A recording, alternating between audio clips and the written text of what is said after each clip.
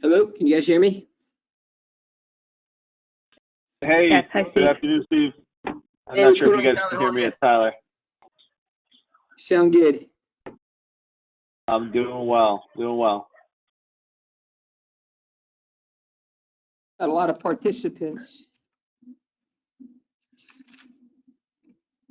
Yep, we're up to about 15 now.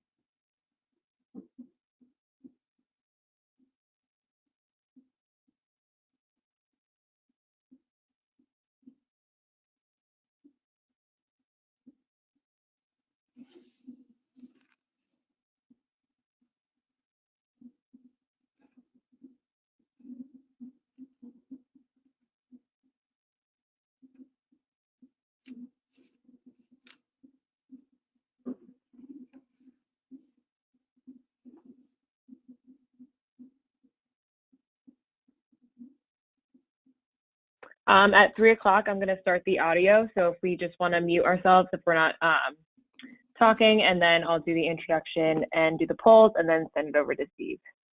Okay, so should we be doing our own muting? Yes. Okay, and are we showing up here in the video? No. All right, so we're not going to be It's showing the just the video. screen. Okay. No. Okay.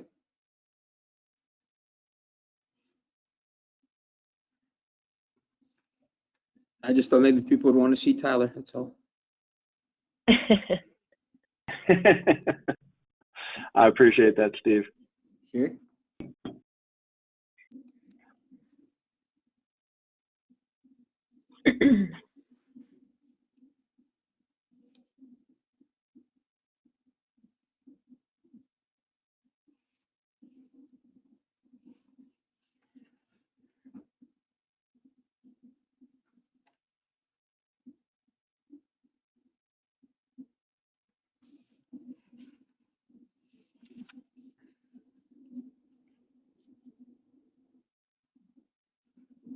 All right, I'm going to go ahead and we have about 23 people. I'm going to go ahead and open up the audio and then start the introduction. All right? Sounds good. All right.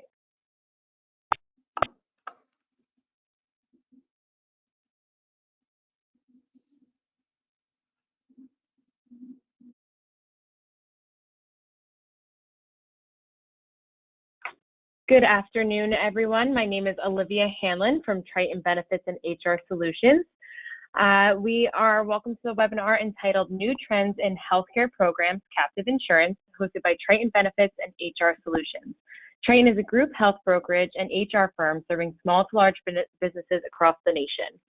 Today, we are very excited to have hundreds of business owners, HR, and benefits specialists joining us from across the country to learn more about the analytical and benchmarking tools that help us determine the right healthcare funding strategies for employers and dive deeper into captive overview and cost containment.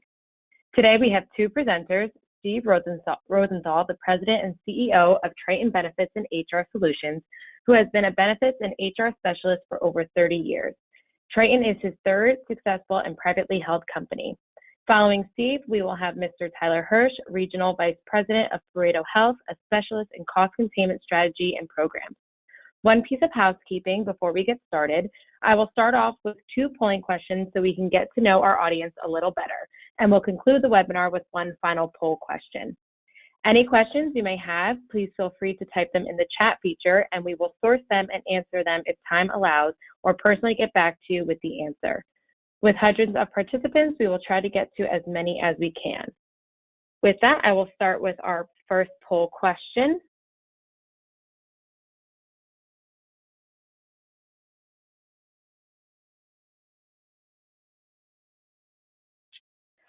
What funding strategy does your company currently utilize?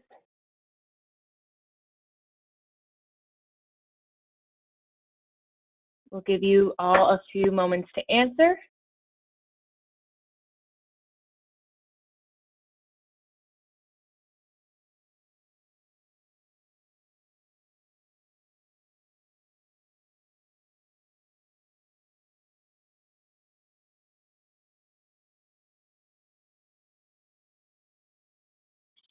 All right, so it looks about, we have a lot of fully funded clients here, so I'm sure we're going to have a lot of questions towards the end to learn a little bit more about captive. And our second question we have is, how familiar are you with captive insurance?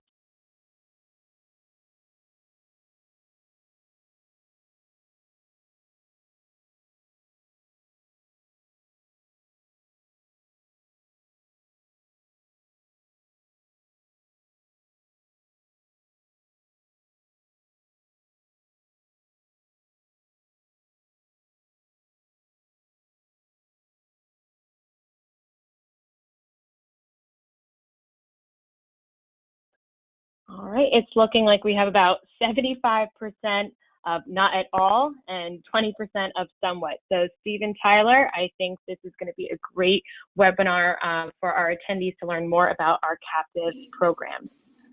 With that, I'm going to send this over to Steve. I'd like to introduce you our first presenter, Steve Rosenthal, President and CEO of Triton Benefits. Steve? Thank you, Olivia. I appreciate the intro, and I want to thank the participants on the line for doing those polling questions. That's certainly helpful. So what I'm going to talk a little bit about is a different way of looking at insurance. Up until now, most companies that are fully insured looked at Blue Cross, United Healthcare, Cigna, Aetna, and a lot of times we look at it in terms of a spreadsheet. Now we can change deductibles, out-of-pocket maximums, and that got us by for the last 20, 25 years. We have a new phenomenon now called health spending accounts, and very good with the younger population, brings in consumerism, and same thing with the spreadsheet. You can do the same thing with Blue Cross, United, Cigna, Aetna. In some of our other markets, you may have Kaiser and a couple of one-offs there, but for the most part, folks that are fully insured know what I'm talking about when we look at spreadsheets and we say, what would this look like? Blue Cross, United, Cigna, and also known as BUCA for the acronym. You know, what this would look like if we make some plan changes. So today we're seeing more and more common, we're seeing the HSAs in place. And with the HSA, it's a much higher deductible. Certainly for folks that need to go see a doctor, get a prescription filled, if they don't have much money in their HSA or they don't have an HRA, then they're kind of on their own. But that typically does bring down costs, but no different. You're looking at those plans on Blue Cross, United, Cigna, Aetna, and over time what happens is the carriers all, water reaches its level. Today when you go talk to a carrier, they want to get the other carrier's renewal package, the rates, and usually the underwriters are, within a few points of each other. So is the model broken, or is it something that we budget and we deal with? I'll let you decide. And then for the folks that are self-funded, in a way, it's a little bit of the same. You have a little bit more variety because there's a lot more reinsurance carriers out there. But you can go to Sun Life, you can go to HCC, Gerber, Swiss Life, and the claims are the claims. So what a lot of these companies will do is they'll put a laser on there and they'll say, all right, this is going to be your specific deductible. Call it 50,000, 100,000, whatever it may be. But for these two employees that are undergoing chemotherapy, we're going to set that threshold at 300,000. Is that real insurance? Is it a way for the reinsurers to kind of reduce their liability and pass it along to the clients? Again, I'll let you decide that. But we're looking at it a whole different approach. It's taking a look at data. Every university today now has courses on info data, informatics, and really analyzing data. It's all about data today. And with that data, what do you do with it? I mean, if you have good data, do you go to a fully insured plan, or do you try to do something more in terms of a capitated approach and try to manage some of these large claims? And those are really the ones that hurt an insurance policy. It's really not as much the doctor visits, a kidney stone here and there. It's much larger claims, which Tyler will get into in a little while. So with that said, I just want to go in a couple of data slides, Olivia. So this is just a little bit about our company, 98, 2001, founded one of the largest PEOs in the nation, and that was sold to Zurich Insurance. At the time, we were ranked 231 on Forbes' private list. Today, you have some PEOs out there, Total Source, Insperity, Trinet. Those are some of the larger ones, publicly traded ones that are out there today. And it could be a viable solution for many smaller organizations. We then, from 2008, 2014, launched Triton and became one of the largest HR outsourcing companies, serving over 600 clients and over 50,000 insureds. 2015, ADP has made Triton a broker partner, which has a lot of advantages. And not only for ADP, just a lot of payroll organizations we work very closely with. 2017, ranked top 3 insurance brokers in New Jersey, 50 in the country by 2018. And 2020, an authorized ADP professional service vendor. That means when our clients get involved with payroll and HRIS systems, companies like ADP will bring us in to help with the setup. And today it's all about the setup. For those folks over 50 employees that have to deal with 1095 reporting and 1094 transmittal reporting, it's all about collecting data, get it in the system as it relates to waivers, payroll, HR data, and so forth. Next slide.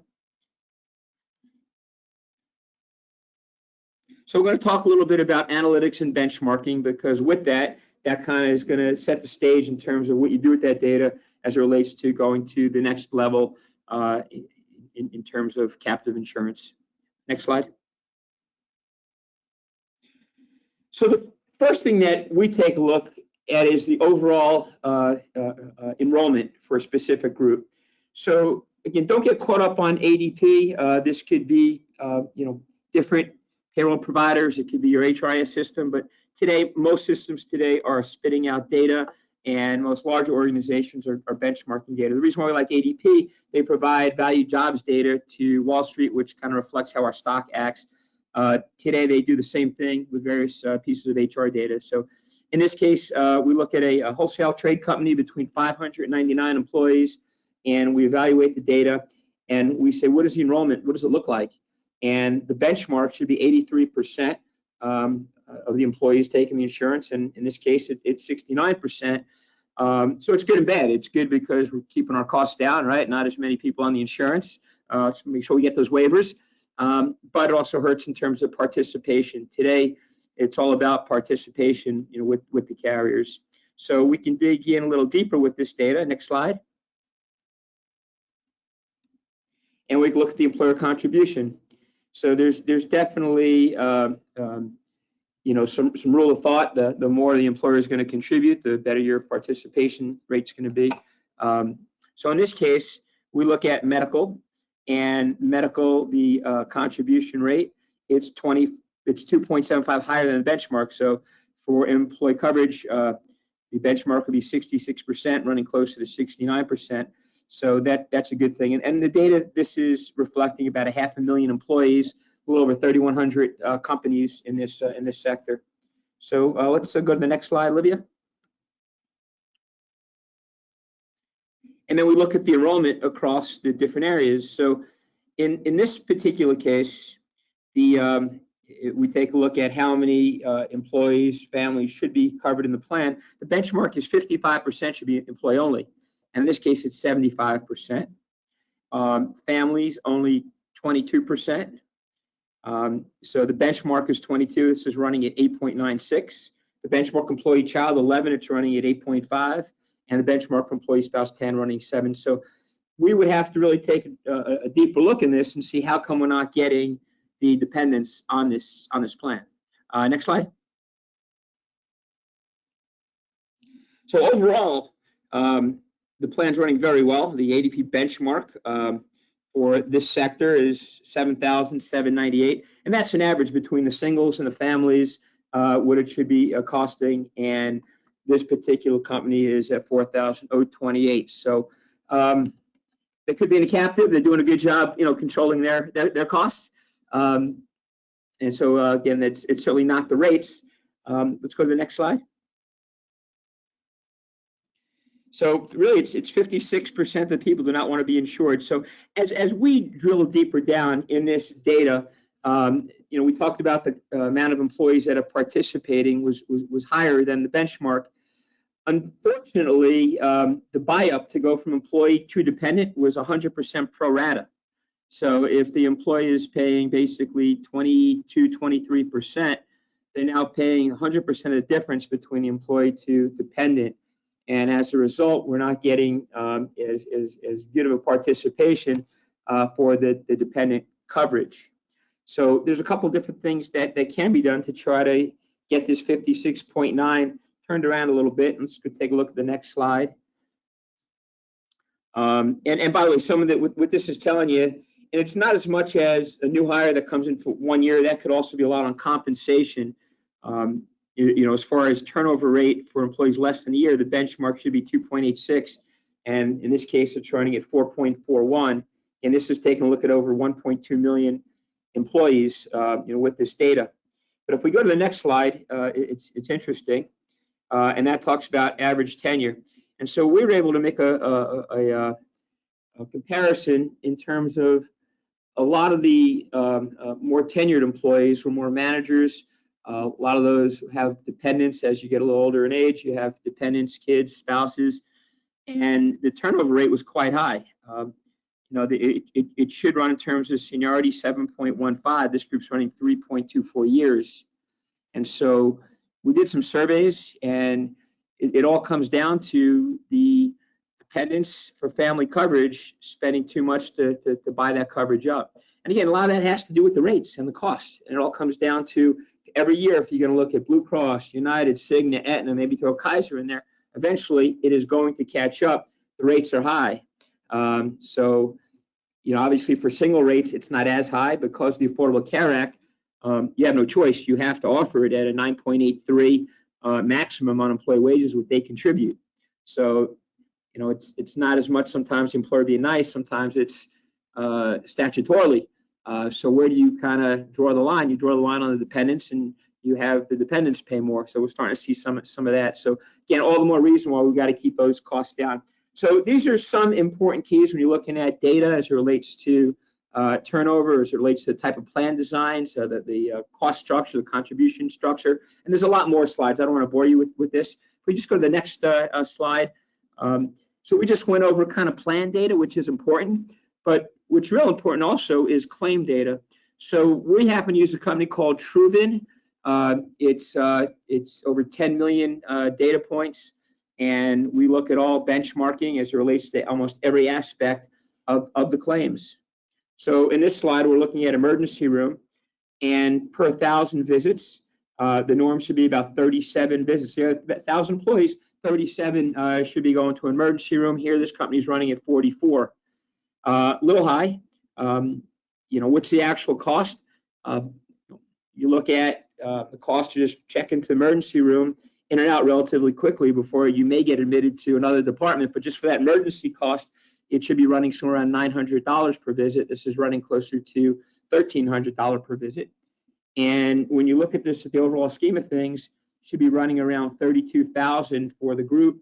Over the course of the year, this is running about $58,000 for the group. So things can be done. Again, if you're playing the game of moving from one carrier to the next carrier, adjusting deductibles, eventually the water reaches its point. There's no more carriers out there. You're backed into a corner.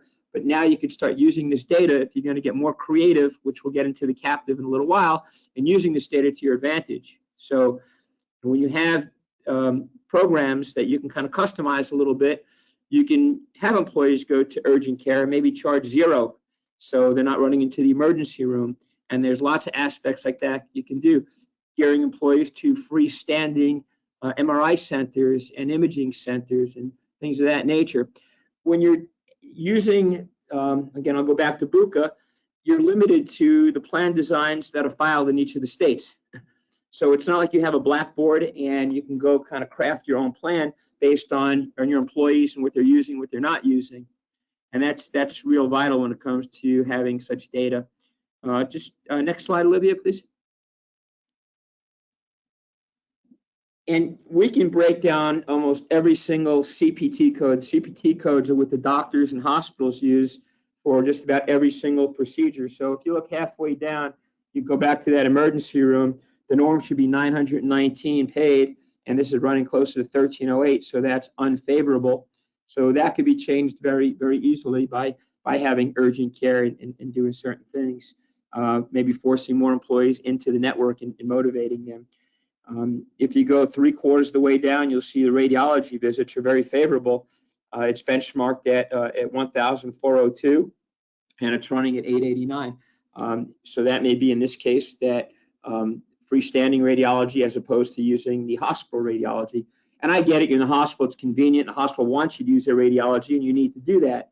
But if I'm going to get a test, I can get in my car right now and drive to the local hospital, be glad to give it to me, or I can go to a freestanding radiology center and do it there. So the ways to motivate the employees, if you have an HSA, that's probably the only way you're going to motivate them, because they want to spend less in their HSA account and start using more consumerism. But if you don't have the HSA in place, you're really, again, you're not as motivated. It's your employer that's going to pay the increase, not you as the employee. So again, there's certain things that we can do.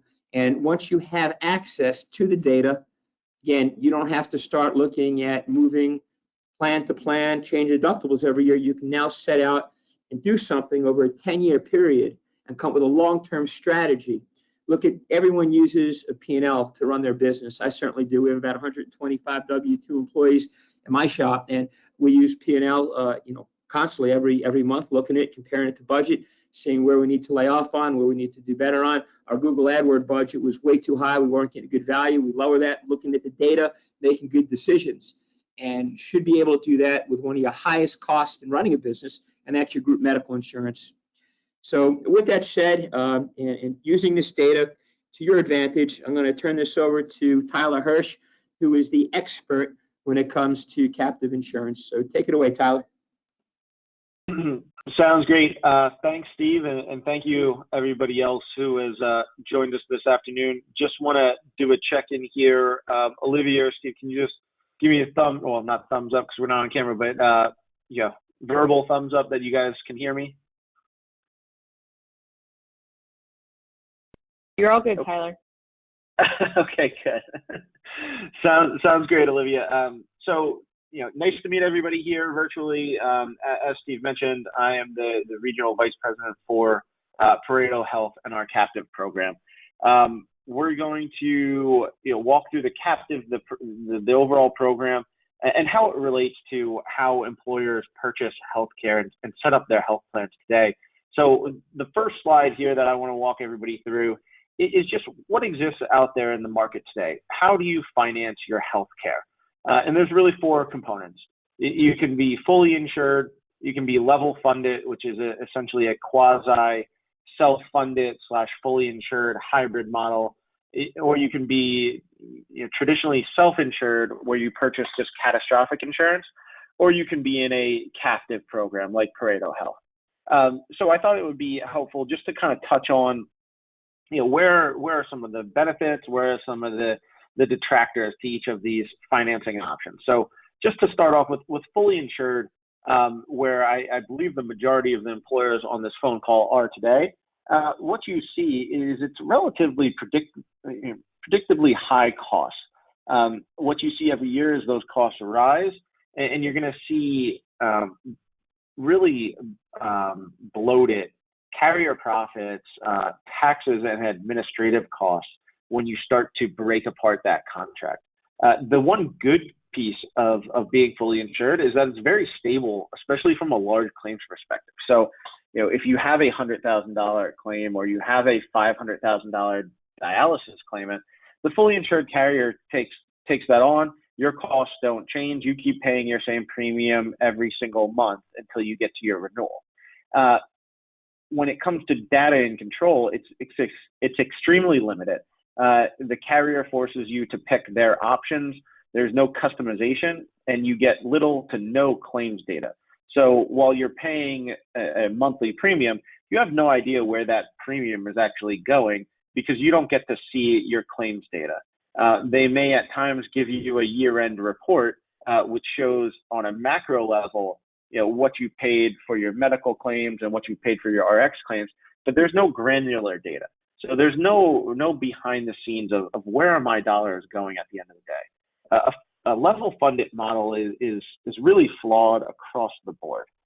You see high costs because there are, once again, since it's a hybrid model between fully insured and self-insured, there's going to be very high administrative costs, and the carriers will force an employer to split the good performing claims component, which means that when you save, call it $50,000 at the end of the year and you're level funded, you have to give half of that to the carrier. And then you have a good amount of volatility. And once again, you get very limited claims data. If you're self-insured today, it's relatively stable from a long-term perspective. And it can be relatively inexpensive as well compared to fully insured and level funded, because all you're doing in the self-funded model is purchasing catastrophic insurance. And the best way to think about it is relating it to car insurance. We all purchase car insurance in case we get into an accident, and to help to either purchase a new car or pay for that accident, whatever it might be. But what you don't buy car insurance for is oil, for gas, for tire changes, because you're going to have those costs at the end of the day because they come with owning a car. And so the same type of mindset applies when you become self-insured with stop loss. You're just purchasing catastrophic insurance to protect yourself against a very high claimant, and you pay your small claims, such as your employees going to the doctor or having an MRI or a simple procedure. You pay them as they occur.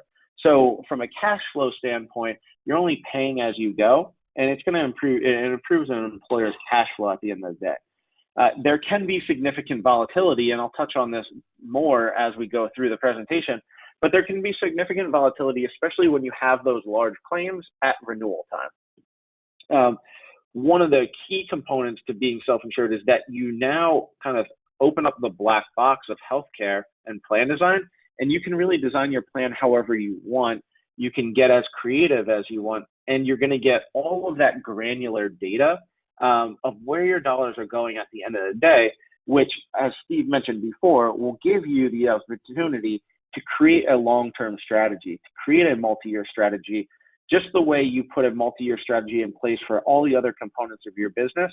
Now you can do that when you become self-insured. And it's why you see, if you look out to all of the large, or the majority of all large employers throughout the country that are over 1,000 lives, the vast majority are all self-funded.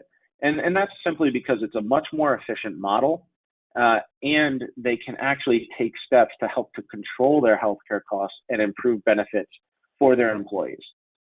When you look at Pareto as the captive, what we've done is essentially picked the good pieces out of these current funding arrangements and combined them into one model. So Olivia, if you could skip to the next page, we'll start to get into the captive model here and where it really applies for employers that join. It's important to keep in mind these two goals at the end of the day when you join the captive. And goal number one is simply to reduce the year-to-year risk and volatility of self-insurance. What we're talking about here is taking away the bumpiness and the choppiness at renewal time, allowing for more predictable renewals and more consistent projections moving forward, so that you're no longer worrying every 10 to 12 months and feel like you have this albatross of healthcare costs around your neck. You can now move on to running and focusing on your core business, as opposed to having to worry about, oh man, I'm going to have a 20% increase to my healthcare costs, and then, we're going to have to try to negotiate it down. We're not going to really do any strategic planning. We're just going to hope that a carrier buys our business, call it a day, and move on to next year. And you kind of just get stuck in this cycle or merry-go-round. And it has a significant impact on your business and on your revenue and on your profit when you are stuck in that situation. So the captive allows you to get out of that situation. I'll touch more on that and our contract of how it allows for us to reduce that volatility here in a few slides. And then goal number 2 of the program is simply to help employers reduce their overall costs of healthcare. What strategies exist out there and are baked into your captive membership that you can now help to improve benefits for your employees and drive down the cost of your healthcare? So as this slide says, for many employers, traditional healthcare does feel broken. And if we go to the next slide, this will look very familiar to the employers that are fully insured today. And what we're showing here is a fully insured employer paying $2 million of premium, and that increase to their fully insured plan year over year is an average 9%.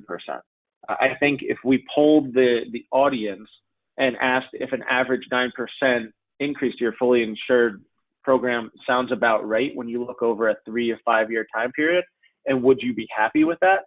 A lot of employers might say yes and say, hey, it's not double digits. At least it's not double digits. It's 9%. We can live with it and move on. But what happens when you look at a multi-year projection of that? It looks like this. It looks like a staircase effect.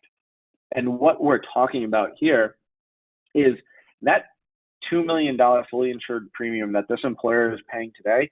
If you look at that over a 10-year time period, trend it forward at 9% per year, this employer over 10 years is actually going to spend north of $30 million on their healthcare costs. So what we're able to do in the captive is turn our focus to that $30 million number and say, okay, let's put a strategic plan in place over the next 3, 5, 10 years so that we can drive that $30 million number down as low as possible and put that money back into your organization as opposed to having it just go out the door to a giant insurance carrier. And that's really at the end of the day what the captive's main focus is providing savings, putting that money back into the employer's pocket so you can use it to grow your business as opposed to allow healthcare costs to eat into your revenue and profit. If you can go to the next slide, Olivia.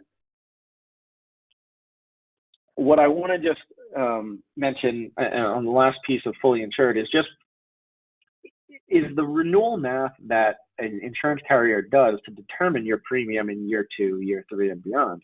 And that is, while you're paying this lump sum month after month, regardless of if you have claims or you do have claims, what the carrier is going to do at renewal time is they're going to look at, okay, what were your claims for this past year? They're then going to tack on medical trend, which is essentially a very high interest rate on top of those claims. They're then going to add in their carrier profits. They're going to add in the taxes, and they're going to push that to year 2. And that's how your renewal premium is determined.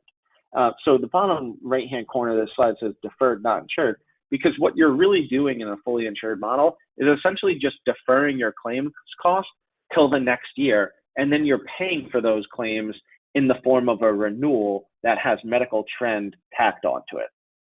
So for most of you, you're probably thinking, okay, well, then what's the solution? How do I break out of this model? And if you go to the next slide, Olivia, the answer is really to become self-insured. Over time, self-insurance costs less, it's more efficient, and that is why every large organization throughout the country self-insures their health plan. The issue for mid-sized businesses is that traditional self-insurance feels too risky.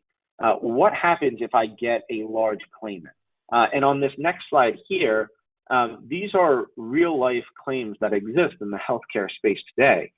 You see gene therapy treatments in the $1 million. You see cancer treatments approaching and exceeding $1 million. Organ transplants have historically been very costly and are only growing.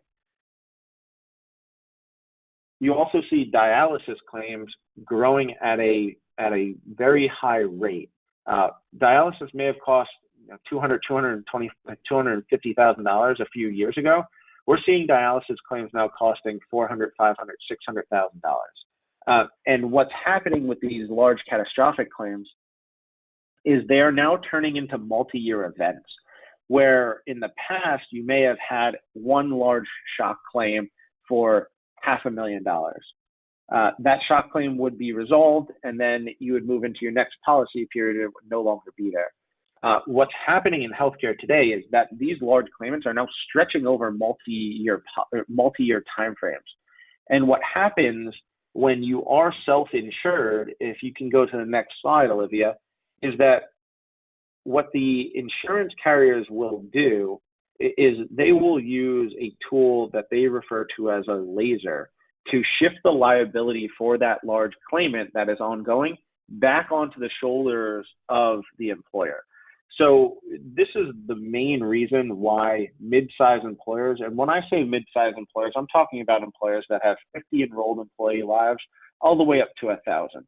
That is really the niche market for the captive. We have clients that are far larger than 1,000 lives in the 4,000, 5,000 life range. But for the vast majority of captive members are in the 50 to 1,000 employee range. And just to touch on this point in particular, the reason why many mid-sized employers are not self-insured today is due to the potential for a laser. So if you think about it, when you get to renewal time, if you have a $500,000 ongoing claimant, what the insurance carriers will do when you're self-insured is say, okay, look, we'll renew your policy. You can continue on. But for this large claimant, we know it's going to cost close to $500,000. So you, Mr. and Mrs. Employer, now need to take on an additional $500,000 of liability. And for a mid-sized employer, an additional $500K of liability is just too big of a pill to swallow and too big of a risk. So it forces a mid-sized employer to go to the fully insured market and not to explore self-funding. Where the captive comes in is really what you see on this next page here. And that is when you're traditionally self-insured, when you have lasers or you have large premium increases due to ongoing large claimants, you see this choppiness, you see this bumpiness. What the captive allows you to do is to be self-funded, but to smooth out that bumpiness. And how we do that, if you can go to the next slide, Olivia, is essentially creating stability through scale. So what we're doing is we are combining mid-sized employers all throughout the country, and we are pooling them together to purchase that catastrophic insurance. And when you do that, you're turning a 50-life company, a 100-life company, into a 50,000 life company, into a 60,000 life company, and you have much greater buying power, but you also give yourself the ability to spread out those large catastrophic claims over a much wider pool, so that when you have a $1 million claimant pop up, that is spread amongst all of the employers in the captive program, and everybody is helping to pay that claim as opposed to it just landing on one employer's shoulders. And what we're able to do now with that buying power is to get a contract that you can't buy on your own. So as I just talked about, one of the main impediments to an employer becoming self-funded is the risk factor of having a laser and having to take on that large claimant, or having a 40, 50, 60, 75% increase to their catastrophic insurance premium. You take that all off the table when you join the captive, because we're able to negotiate a contract on behalf of our 1,500 plus employers in the captive program and give you a contract that you can't buy on your own. And that is one that says when you get to renewal time, even if you have a large ongoing claimant, you will never have a laser put on your population. So it takes that risk off the table completely. Along with that, we provide a 30% cap on the stop loss component, on the catastrophic insurance component. And as I mentioned previously, the captive, just like a traditional self-funded program, you're breaking apart all of the components that go into fully insured. So for your fully insured employers, you're sitting and probably thinking, well, a 30% cap it doesn't really do me any good. That's going to be a huge increase. It's important to remember that when you become self-funded, the insurance component that you're purchasing generally only represents about 25 to 35, or actually probably 25 to 30% of your total cost. So if you think about worst case scenario in the captive program, it's a 30% increase on 30% of your money.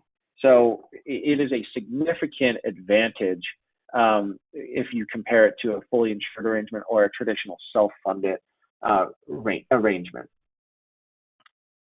along with the strength of the contract, if you could click to the next slide, Olivia, what the captive essentially is doing is acting as a shock absorber for all of the employers in the captive. So each employer, if you think about yourselves sitting around a conference room table, you're all going to be paying for your catastrophic insurance, for your stop loss insurance, and it's going to be commensurate with your risk profile. So each employer pays a different premium based off of their claims history, if you have it, their risk, their demographics, what industry are they in. You're going to be paying your own stop loss premium, your catastrophic insurance premium. But in the captive, what you're going to do is you're going to pay that into a bucket in the middle of the table. So think of yourself sitting around a conference room table. All the other captive members, the employers are sitting around that conference room table with you. You're all paying your stop loss premium into that bucket in the middle of the table. And then throughout the year, whoever has a large catastrophic claim, when you have that large catastrophic claim, you would reach into that bucket and you would pay that claim out of that bucket. Our captive is an employer-owned captive. So when you join the program, you are actually becoming an equity owner in the program. And as such, you own the underwriting profits that come along with the captive program. So if there is underwriting profit at the end of the day left over in that bucket, and historically there has been money left over in that bucket, what happens with that money is that it's then taken out, split, and sent back to the employers as a dividend, and that's done on a proportionate basis to what you would have put into that bucket in the middle of the table. And that dividend would come back to you and would go into your capital account. So there is a capital contribution that comes along with becoming a captive member. It is roughly 2 to 3% of what you're paying fully insured today. That capital sits in a separate account with your name on it, and it's treated as a long-term asset on your balance sheet. So any dividends, any interest that you earn while you're a captive member would flow back in to that capital bucket. And then if you were ever to leave the program, that capital account is your own. That capital account would flow back to you. It's not something that the captive keeps or Pareto keeps at the end of the day to lock you in. So it's a no strings attached. It's not a multi-year commitment type of program. If you do want to leave after the first year, second year, third year, you can certainly do that.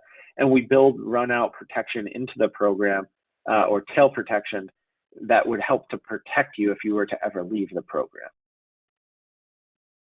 So then this next slide, just to give you a sense, and I alluded to some of these numbers as I was talking, but just to give you a sense of how large Pareto is, we are the largest medical group captive manager in the country. A couple of these numbers need to be updated. We are now over 1,500 members throughout the country, and members and employers are interchangeable in how we talk about them in the program. So just know that members and employers, they're the same. So over 1,500 employers all throughout the country that are part of this program. We represent now north of 450,000 lives on the program, and we collect more than $550 million of stop loss premium. So we have significant size and scale in the industry to push these carriers to get the best terms possible with the best contract that you can possibly get for our captive members. The last piece that I'll mention here is that the 97% retention ratio. When employers join, they join for the right reasons. They want to be part of a group that wants to do something about healthcare. The tools are out there in the market for you to have a positive healthcare experience, to save money, and to improve your benefits. What employers recognize in the captive is that the captive gives them that risk financing vehicle, which is the captive. It gives them the ability to not experience volatility, and then to turn their focus with their consultant partners like Steve, Olivia, and the team at Triton to then put in a true plan on a multi-year basis to drive their claims spending down and put that money back into their organization. For this next slide, just so everybody is aware, and I'm sure it's probably popped up in some of your minds, is, okay, well then who's the network? How does this function? And what this slide is hopefully conveying to you is that it is fully flexible. So what you're able to do in the captive and what you would do from a plan design aspect and administrative aspect is that you would partner with a third-party administrator. And that third-party administrator plays the same role that the insurance carrier does today for your fully insured program, where they produce ID cards, they give you and your employees access to a national network, they handle any sort of billing questions, the questions from your employees of who's in network, who's out of network, what's my deductible. The third-party administrator handles that component. And then what Steve and his team will do, will make sure that you are working with a third-party administrator that gives you access to a network that gives you the best coverage, the best discounts possible. And that could be Cigna, Humana, Aetna, United Healthcare. It could be a regional network that may be in your area that you like and want to access. You can work with a third-party administrator to access that network and provide that coverage for your employees. When it comes to plan design, as I mentioned previously, when you're self-insured, you control all of that. So if you want to set your deductibles at 0, 1,500, 3,000, you can do that. If you want to write in specific plan document language to provide a specific benefit for your employees, you can do that as well. And as you'll see on this next slide, there is a full suite of cost containment programs that are built in to your captive membership. One of them being a company called the FIA Group, which is a team of ERISA attorneys that can help you write that plan document language.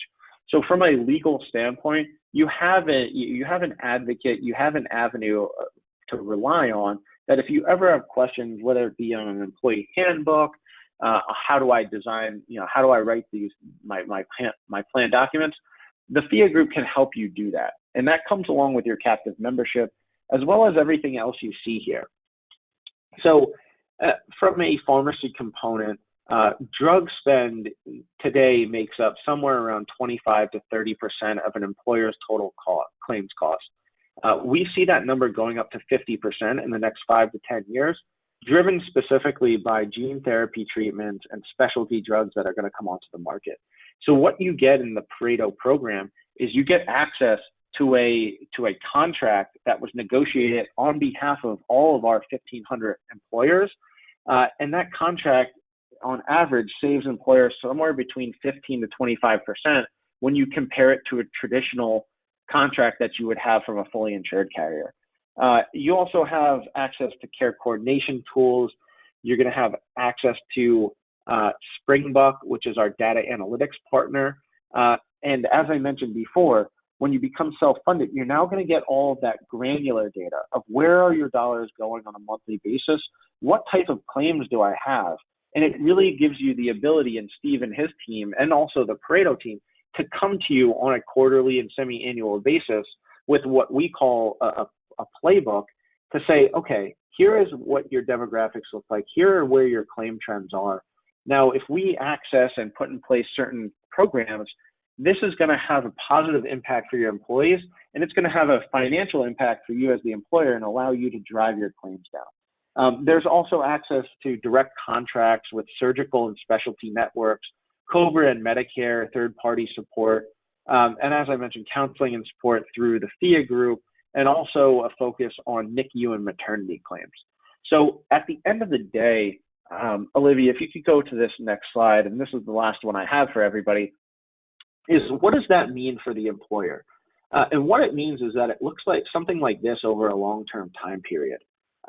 What we're doing here is showing that same graph that we showed earlier, and we're saying that in the captive, if you can reduce your trend by 3%, which by becoming self-funded, you're going to strip out carrier profits, you're going to strip out taxes, and you're just going to have a much more efficient way of paying for your claims and accessing tools to drive them down.